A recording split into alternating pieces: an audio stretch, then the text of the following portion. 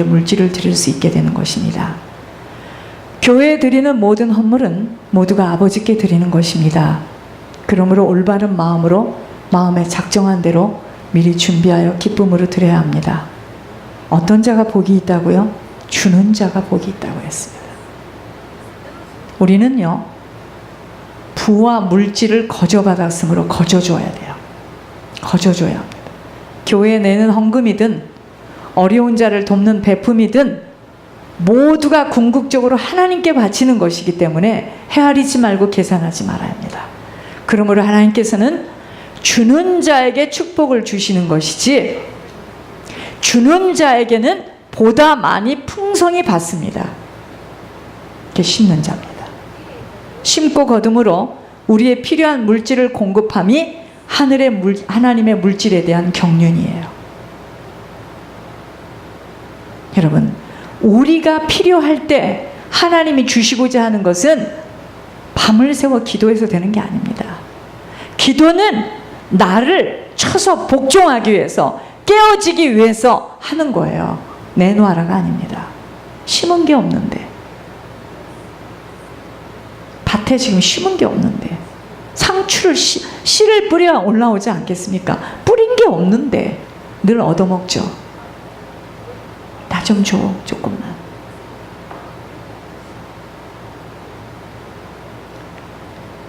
하나님의 자연 섭리는요, 자연 섭리는 우리의 신앙생활에서도 똑같이 적용됩니다. 순종하는 자에게는 더욱 부요한 수확을 거두게 해주시듯이 하나님께서는요, 심는 자에게는 필요 이상의 많은 것을 공급해 주십니다. 말라기 3장 10절에서 하나님께서는 온전한 11조를 실천하면 하늘 문을 열고 축복하신다고 하셨습니다. 하늘 문을 연다고 하셨으니 모든 환난과 재앙은 물러가고 축복만 쏟아질 것입니다. 이 11조의 축복이 그토록 중요하고 크기 때문에 만군의 여호와께서 이르노라며 3번씩이나 거듭하며 말씀하고 계십니다. 그런데 그걸 하나님께서, 사단이가 얼마나 교묘하고 교활한지 보세요. 그건 구약의 일이라는 거예요. 그래서 개역신약에서는 그건 11조는 구약에 있는 일이라는 겁니다. 그리고 성경은 많이 아는데 너무나 가난해. 너무 인색해. 그게 신앙일까요? 즉 소산은 기한전에 떨어지지 아니하고 생명은 장수할 것이고 사업은 창성해질 것이라고 하셨습니다. 11조와 함께 우리들이 명심해야 할 것은, 11조라는 것은 10분의 1을 온전히 바치는 것이고 그 나머지를 가지고 여타의 헌금들을 내야 하는 사실입니다. 11조는요, 하나님 물질 축복의 전형이에요. 11조를 하지 않는 사업, 11조를 하지 않는 개인, 11조를 하지 않는 교회, 절대로 하나님 물질하고는 상관없습니다. 사람들이 꾸역꾸역 밀려 들어와도 물질하고는 상관없습니다. 이 헌금 저 헌금 모두를 합한 것을 11조로 생각하는 사람은 어리석은 소작인과 같다는 것입니다. 한 예화를 들겠습니다. 쌀 5가마를 주는 조건으로 주인으로부터 각기 5마지기를 소작하는 2 소작인이 있었는데, 이게 무슨 말이냐면요, 남의 것을 농사를 지어주고 그 대가를 받는 소작인이 2 사람이 주인에게 5마지기를 받았습니다. 어느 가을에 많은 추수를 거두게 되자 소작을 준 땅 주인의 은혜가 고마워서 이 2 소작이는 각기 선물 하나씩을 가지고 소작비를 주러 갔습니다. 그러나 한 소작이는 소작비 5가마 중에 1가마를 팔아서 선물을 사가지고 갔기 때문에 자기에게 맡겼던 소작농을 빼앗기게 되었습니다. 다른 소작이는 소작비가 아닌 별도의 수입 내에서 선물을 사가지고 갔기 때문에 땅 주인으로부터 후한 대접을 받고 보너스로 아까 뺏겼던 다른 사람의 5 맞이기까지 다시 짓게 되었습니다. 농사를 짓게 되었습니다. 여기서 주인은 하나님이고 소작이는 우리 자신이고 소작비는 11조고 그리고 보너스는 특별 헌금으로 생각할 때 이 일화는 11조의 참 의미를 단적으로 말해주고 있습니다. 자, 2사람이 남의 것을 밭을 땅을 갈고 농사를 짓는데 5 맞이기를 줬어요. 추수를 거두게 되었는데 이 땅 주인이 너무 고마워서 선물 하나씩을 갖고 이제 가는 거예요. 주인에게 가는데 이 한 사람은 A라는 사람은 하나님 주인이 주신 5 맞이기에서 1 가마를 팔아요. 그러니까 무슨 말이냐면 자기가 얻은 거, 그 땅을 준 곳에서 농사를 짓고 나니 쌀이 만약에 5 가마가 나왔다. 그럼 그 5 가마에서 1 가마를 팔아서 선물을 사가지고 갔고, 또 한 사람은 그 땅을 똑같이 받아서 5 맞이기를 지금 지었는데 어떻게 했죠? 별도의 수입에서 선물을 사가지고 갔다는 거예요. 이해가 가십니까? 한 사람은 주인 것을, 그게 그 추수한 열매가 주인 거잖아요. 도둑질에 갔다 이 말이죠. 쉽게 말하면. 여기서 주인은 하나님으로, 소작이는 우리 자신으로, 소작비는 11조로, 그리고 선물은 특별 헌금으로 생각할 때 온전한 11조를 바쳐라. 온전한 11조를 바쳐라. 그리하면 쌓을 곳이 없도록 복을 주겠다는 11조의 축복은 하나님의 물질 축복의 전형입니다.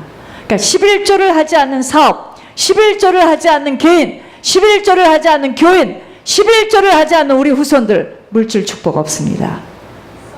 그렇게 알고 계시면 돼요. 사업을 크게 하고 막 뛰어나서 다른 애들보다 훨씬 높은 경지에 갔다 상관없습니다. 다 뺏겨요. 다 뺏겨요. 다 뺏겨요. 보기에는 막 호화찬란합니다. 다 뺏기게 되어 있습니다.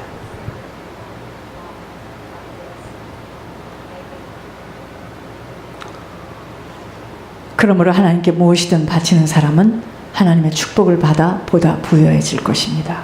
헌금은요, 하늘에 투자하는 거고 하늘에 심는 것입니다. 그러므로 하늘에 쌓는 자들마다 보다 풍성하게 받습니다. 하나님의 창고에 투자하면, 하나님 창고에 투자하면 하나님께서는 우리의 창고를 차고 넘치도록 채워주셔요. 즉 하나님께 물질을 바치면 우리가 그것을 필요로 하기 전에 하나님께서는 더 많은 것을 축복이라는 보자기에 싸서 우리에게 보내주십니다. 자, 성경에 시몬 베드로가 예수님께 배를 빌려주셨어요. 배를 빌려줬어요. 예수님이 시몬 베드로 배 위에서 설교를 하십니다. 나중에 어떻게 됐죠? 2 배가 잠길 만큼 만선의 축복을 받습니다. 그 배 빌려주고, 그 배 빌려줘서 베드로 배에서 예수님이 막 설교를 했어요. 그 후에 어떻게 됐습니까? 베드로의 2 배가 가득 채워질 만큼 하나님이 축복을 하셨다는 거예요. 어린아이가 예수님께 보리떡 5개와 물고기 2마리를 바친 결과 5,000명이 먹고도 남은 것이 12바구니에 찼습니다. 남자만 5,000명이에요. 베푸는 거 있죠. 이게 심는 것이 베푸는 건데 산울림과 똑같습니다. 여러분 산에 가서 야호 하면은요, 상이 말하는 것 같이 저쪽에서 야호 하고 되돌아와요. 이게 베품이에요. 주면 받습니다. 우리의 남은 시간은 주는 시간이에요. 심으면 거둬요. 그런데 이 말을 하지 말라고요? 심는 걸 말하지 말라고요? 그리고 성경을 가지고 막 어려운 성경을 막 알아듣지 못하는 말로 막 풀으라고요? 풀어서 뭐 할 건데요? 그리고 돌아서면 가난하고 부자로 사는 사람 보면 부러워하고 맛있는 것도 사 먹지 못해서 맨날 찔찔 짜고 그게 무슨 신앙입니까? 우리가 주님 사업을 위해 바치고 불쌍한 사람을 돕는데 우리의 재물을 주면 하나님께서는 축복을 누르고 흔들어 넘치도록 후히 주시는 것입니다. 그러므로 바치는 자의 축복은요, 보다 풍성히 받는 것만이 아닌 의의 열매를 더해 주십니다. 시편 112편 9절에 그가 재물을 흩어 빈궁한 자들에게 주었으니 그의 의가 영구히 있고 그의 뿔이 영광 중에 들리리로다. 하나님께서는요, 즐거운 마음으로 심은 자들에게 영원한 축복을 주실 것이라는 사실을 고린도 교인들에게 교훈하였습니다. 의는 하나님의 속성이에요. 그것이 뭐냐면 하나님은요, 이 땅에 섬기러 오셨어요. 베풀기 위해서 오셨어요. 그게 의입니다. 그래서 의는 베품이 되고 베품은 의가 됩니다. 섬길 수 없는 자다. 일단 교회는 그만 다녀야 됩니다. 힘들어서 못 다녀요. 따라다니는 것도 한계가 있지 못 다닙니다. 다른 사람을 위해서 희생하기를 어렵다. 못 다닙니다. 예수님 못 따라가요. 못 따라갑니다. 그래서 많은 사람들이 가다가 뒤돌아가는 거예요. 성경을 막 공부했다가요, 목사님 오른팔 왼팔 하고 저 끝에서 끝에까지 새벽 예배를 다녔고 막 책을 이만큼 읽었는데 물질? 큰일 납니다. 그런 이야기하면 돌아갑니다. 그때부터 사단이가 자꾸 막 풍족하게 막 쏟아 부어줍니다. 그 영혼과 물질과 맞바꿨어요.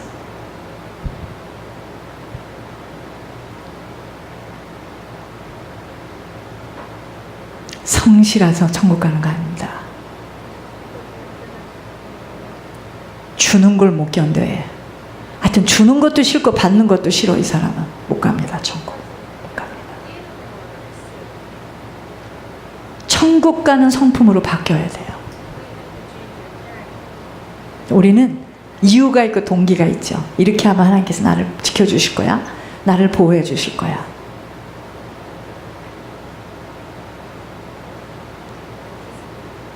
의인은 베품에 인색하지 않습니다. 그러므로 즐거운 마음으로 남을 돕는 의인의 의는 영원토록 있는 것입니다. 우리가 지금 매주 헌물이 올라가는 게 이거예요. 보내도 되고 안 보내도 되는 거 아니에요. 수 없는 사람 목숨이 달려있어요. 거기에. 시편 41편 1절에 가난한 자를 보살피는 자에게 복이 있으며 재앙의 날에 여호와께서 그를 건지시리라고 하였습니다. 이와 같이 우리도 즐겨 가난한 이웃을 보살피고 도와줄 때 영원한 의에 살게 됩니다. 우리가 지금 그런 일을 하고 있습니다. 없어서 못 드린다. 알게 뭐야. 나하고는 상관없지. 저 목사는 하루 이틀도 아니고 이게 지금 몇 년이야. 여러분, 하나님께 꾸임을 드리는 겁니다. 먼 은행, 먼 뱅크 이자가 높아도 하나님 나라처럼 이자가 높을까? 의의 열매는 요한복음 6장 27절에서 썩을 양식을 위해 일하지 말고 영생하도록 있는 양식을 위하여 하라. 이 양식은 인자가 너희에게 주리니 인자는 아버지 하나님께서 인치신 자니라. 의의 열매가 뭐냐면요, 영생을 주는 양식입니다. 요한복음 15장 8절에 너희가 열매를 많이 맺으면 내 아버지께서 영광을 받으실 것이요 너희는 내 제자가 되리라 해서는 우리가 맺는 열매가 그리스도의 제자 된 것을 나타날 때 아버지께서 영광을 받으신다고 하였습니다. 의의 열매를 더하게 한다는 것은요, 의의 열매를 풍성하게 하여 준다는 것입니다. 적게 심는 자는 적게 거두고 많이 심는 자는 많이 거두는 추수의 원리는 우리의 영적 생활에도 똑같이 적용됩니다. 그러므로 그러니까 적게 심는다는 것은 상대적인 게 아니에요. 나는 5불, 저 사람은 10불, 나는 적게 심었다, 이런 말이 아니고요. 내 인생의 내 현장에서 내가 지금 어떤 포지션으로 드렸느냐, 그걸 얘기하는 겁니다. 얼마만큼 내가 하나님을 의지하고 내 쓸 것, 내가 막을 것을 먼저 드리지 않고 그걸 이야기하는 거지. 김 집사는 100불 드렸대. 나는 50불 드렸으니까 나는 적게 드렸나 봐. 그러면 하나님은 액수가 많은 자를 사랑하나 봐. 그게 아니에요. 영적으로 못 깨달아서 그런 말을 하는 겁니다.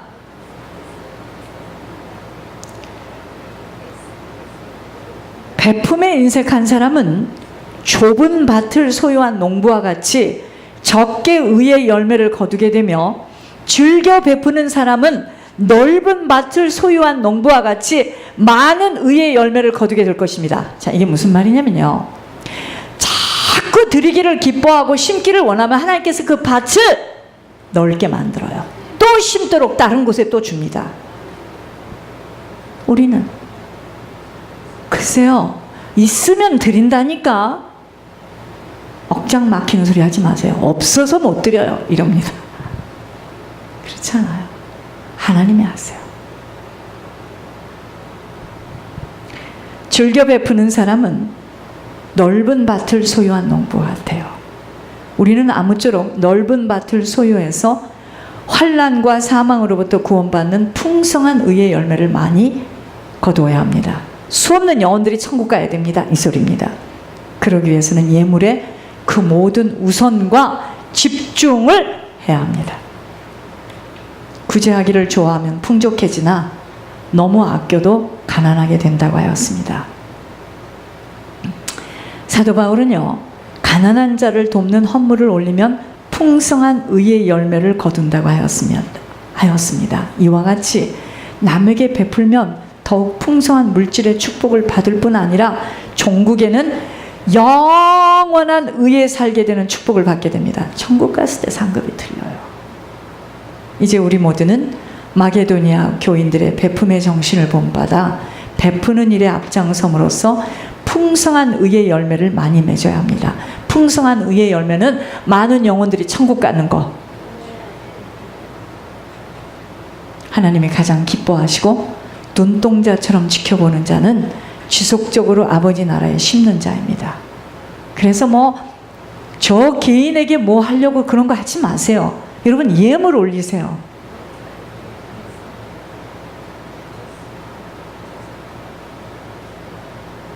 예물 올려야 됩니다. 여러분, 그렇지 않으면 아무리 이 말씀을 타고 살아도 여러분들 자신에게는 풍성함은 없어요. 그게 비밀입니다. 하나님이 그 사실을 알게 한 그것이 네가 큰 자라고 했습니다. 제가 이게 열렸어요. 그래서 여러분들이 제가 이해가 안 가는 거예요. 내 것으로 해야 된다고 생각하니까.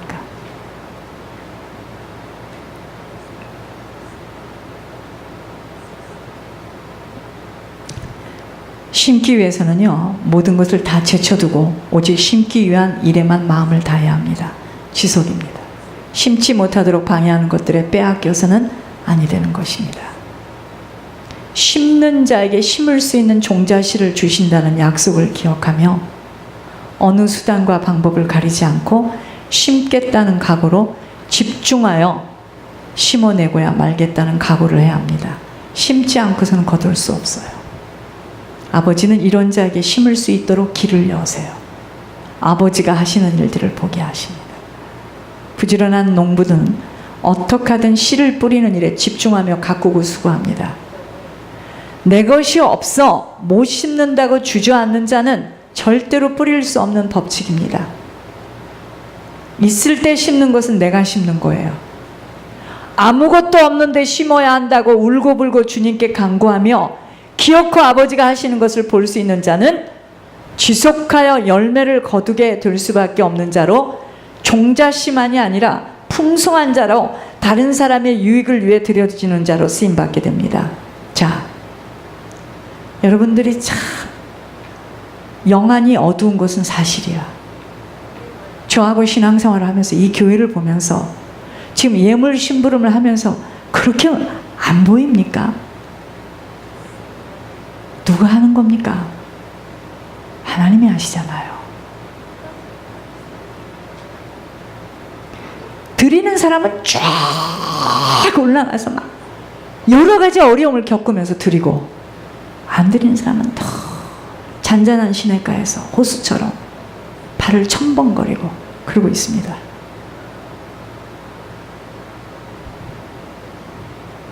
축복이에요. 쉼도록 여러분에게 자꾸 말씀을 드리는 거, 이게 보통 축복이 아닙니다. 하나님이 꼭 내려오셔서 나는 여호와 하나님이다, 너희들 잘 들어라, 이러지 알아듣습니까? 드리는 사람들은 하나님께서 영적인 은사를 주기 때문에 이게 점점 열려요. 본인들이. 모든 비밀은요, 심음의 법칙에 있습니다. 심을 수 있는 시간으로 주신 이 광야길에 간신히 자신의 육신 건사나 하겠다고 몸부림을 치고 떠난다면 너무나 연속한 일이에요. 그러나 내가 마음의 소원을 한다고 하나님께서 응답하는 게 아닙니다. 심은 대로 거둬요. 심은 대로. 심지 않은 것은 거둘 수가 없습니다. 믿음의 경주는요, 예물의 경주입니다. 누가 무슨 말